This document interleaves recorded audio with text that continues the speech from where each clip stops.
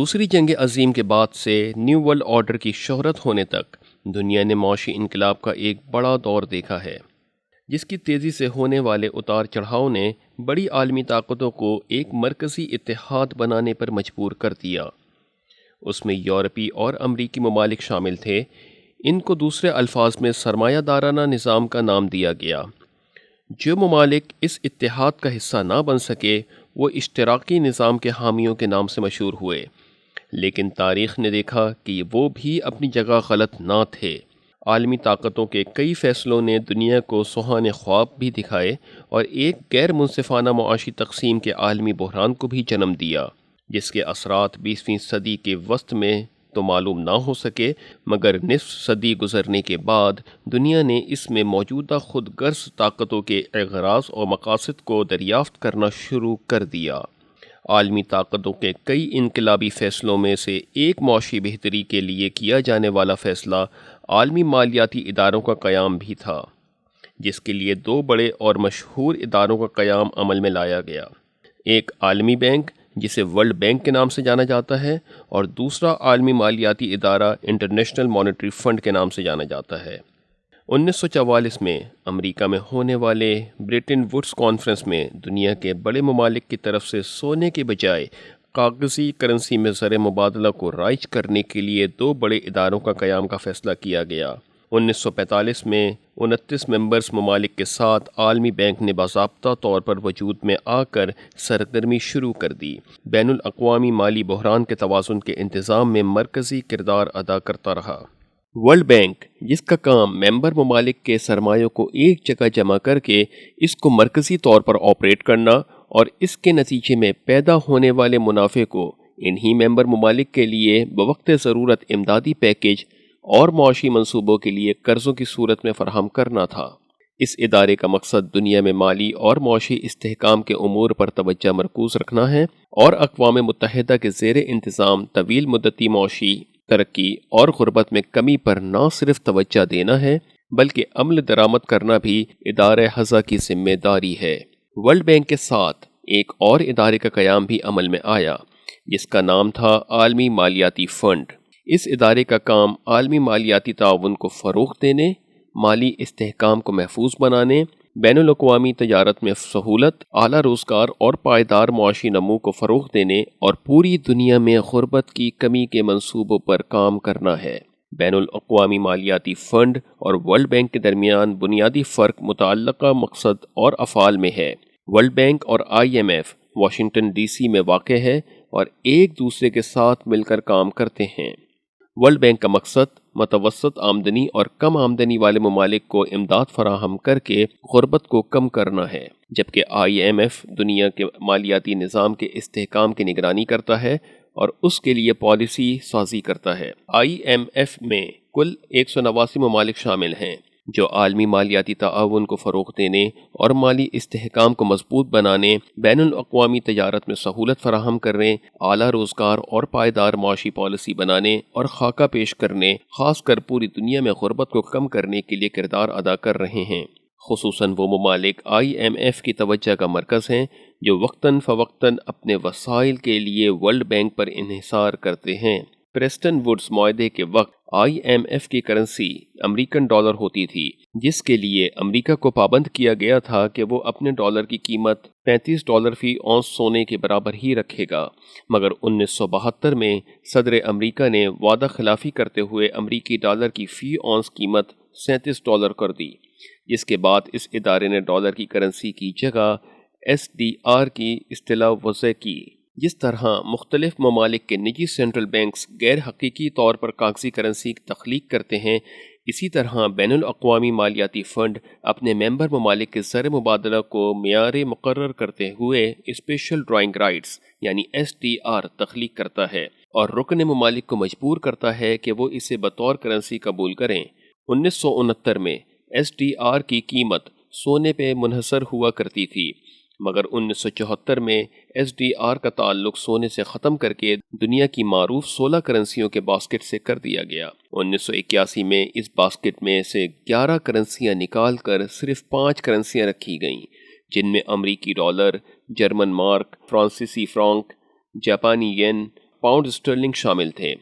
1999 میں یورو بھی شامل ہوا، اور اب حال ہی میں آئی ایم ایف نے پہلی بار چینی کرنسی یوان کو I M F foreign exchange basket میں شامل کر کے چینی کرنسی کو ڈالر کے مقابلے میں متبادل گلوبل کرنسی قرار دیا ہے۔ بین الاقوامی مالیاتی فنڈ کو جو گورنر کنٹرول کرتے ہیں وہ مختلف نجی مرکزی بینکوں کے سربراہ یا ان کے خاص آدمی ہیں۔ آئی ایم ایف کے قرض دینے والے پروگرام دو طرح کے ہوتے ہیں: جنرل ریزروس اکاؤنٹ یعنی جی آر اے اور poverty reduction growth trust P R G T. G R A غریب ممالک کے لیے مخصوص ہے۔ اسٹینڈ بائی انتظام، جسے ایس آر اے بھی کہا جاتا ہے، پر قرضے دینے کے لیے کیا جاتا ہے۔ ماہرین معاشیات زیادہ تر ایس آر اے کو بیل آؤٹ پیکج کے نام سے جانتے ہیں۔ 13ویں درجہ بندی کے حامل پاکستان کو رکنیت کے بعد 3 مواقع پر بیل آؤٹ پیکج دیا گیا۔ 1947 کو پاکستان معرض وجود میں آنے کے بعد نئے ملک کی حیثیت سے وسائل کی کمی اور مالی بحران کا شکار تھا۔ اس غرض سے 1950 میں آئی ایم ایف کی رکنیت حاصل کی۔ معیشت کی غیر متوقع نوعیت اور درآمد پر بھاری انحصار کی وجہ سے پاکستان نے رکنیت کے بعد ہی قرضے کی سہولت کا استفادہ کیا۔ یہ وقت تھا فیلڈ مارشل ایوب خان کا۔ 8 دسمبر 1958 میں پاکستان نے پہلی بار آئی ایم ایف سے اسٹینڈ بائی انتظامات کی بنیاد پر قرضہ حاصل کیا۔ 1965 کو پھر آئی ایم ایف کے سامنے ہاتھ پھیلانا پڑا، اور 16 مارچ 1965 کو جنگ سے متاثرہ پاکستان نے آئی ایم ایف کے سامنے قرضے کے لیے دوسری بار ہاتھ پھیلایا۔ اس طرح بقایا کی ادائیگی کے لیے 17 اکتوبر 1968 کو تیسری بار آئی ایم ایف کے پاس جانا پڑا۔ 1971 کی جنگ کے نتیجے میں ملک کا نصف حصہ علیحدہ ہوا اور مالی مشکلات کا سامنا کرنا پڑا۔ بڑھتی ہوئی ضروریات کو پورا کرنے کے لیے 1972 میں چوتھی مرتبہ، 1973 میں 5ویں مرتبہ اور 1974 میں 6ٹھی مرتبہ قرضہ لینا پڑا۔ اس سلسلے کو جاری رکھتے ہوئے 1977 میں 7ویں مرتبہ اسٹینڈ بائی انتظام کی بنیاد پر فوری قرضہ حاصل کیا گیا۔ 1980 میں امریکہ اور روس کے مابین سرد جنگ کی وجہ سے پاکستان امریکہ کی سردردی میں شامل تھا، اس لیے اس کو جنگی سہولت کار ہونے کی وجہ سے 1980 میں 8ویں مرتبہ امریکی ڈالر قرضے کی مد میں دیے گئے، جس کے بعد پاکستان کو امریکی قرضے واپس کرنے کے لیے 9ویں مرتبہ 1981 میں بھی قرضہ لینا پڑا۔ یہ دور ختم ہو گیا، پاکستان میں جمہوریت واپس آئی، لیکن معیشت کو سنبھالنے کے پرانے طریقے بدستور جاری رہے۔ بے نظیر بھٹو کی حکومت نے 28 دسمبر 1988 کو اسٹینڈ بائی انتظامات کے تحت 10ویں اور 11ویں مرتبہ قرضے حاصل کیے۔ 1990 میں نواز شریف کی حکومت نے آئی ایم ایف کی حکومت کے سامنے ہاتھ پھیلانے کے بجائے سعودی عرب جیسے دوست ممالک سے مدد لینے کا فیصلہ کیا۔ 1993 میں بے نظیر بھٹو ایک بار پھر اقتدار میں آئیں اور ان کی حکومت ایک بار پھر آئی ایم ایف کے پاس چلی گئی، اور 16 دسمبر 1993 کو 12ویں مرتبہ اسٹینڈ بائی معاہدے کے تحت قرضے حاصل کیے گئے۔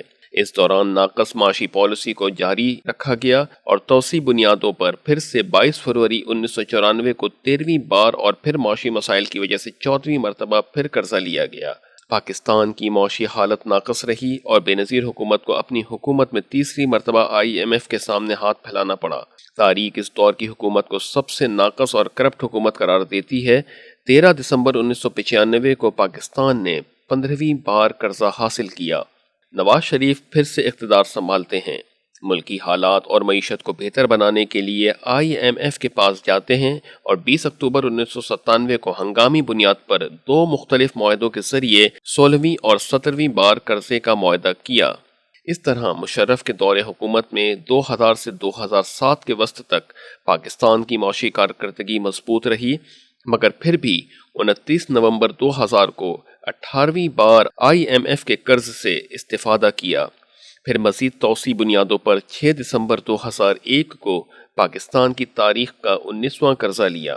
2008 میں پاکستان پیپلز پارٹی کے دور میں پھر پاکستان کو معاشی مسائل کا سامنا کرنا پڑا اور 20ویں مرتبہ ایک طویل وقفے کے بعد بہت بڑی رقم قرض کی مد میں لینا پڑی، اور پھر بعد ازاں نواز شریف کے دور حکومت میں 4 ستمبر 2013 کو 21ویں مرتبہ آئی ایم ایف سے قرضہ لینا پڑا۔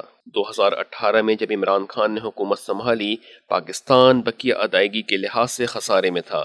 عمران خان نے آئی ایم ایف سے بچنے اور سخت حالات کا مقابلہ کرنے کے لیے سعودی عرب، چین، متحدہ عرب امارات اور دوستانہ قرضوں کا انتظام کیا۔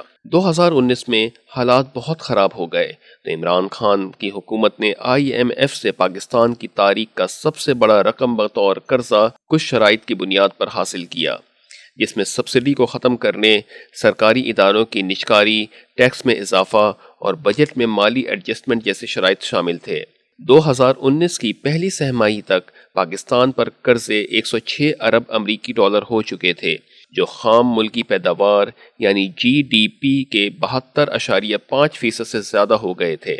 یعنی مختصر طور پر ہم ان تمام قرضوں کو سربراہان مملکت کے ادوار کے حساب سے دیکھیں تو رپورٹ کچھ اس طرح بنتی ہے۔ 1958 سے 1968 تک جنرل ایوب خان کے دور میں 0.19 ارب ڈالر قرضہ لیا گیا۔ 1972 سے 1974 تک ذوالفقار علی بھٹو کے دور میں 0.35 ارب ڈالر کے قرضے لیے گئے۔ 1980 میں جنرل ضیاء کے دور میں 3 ارب ڈالر سے زیادہ کے قرضے لیے گئے۔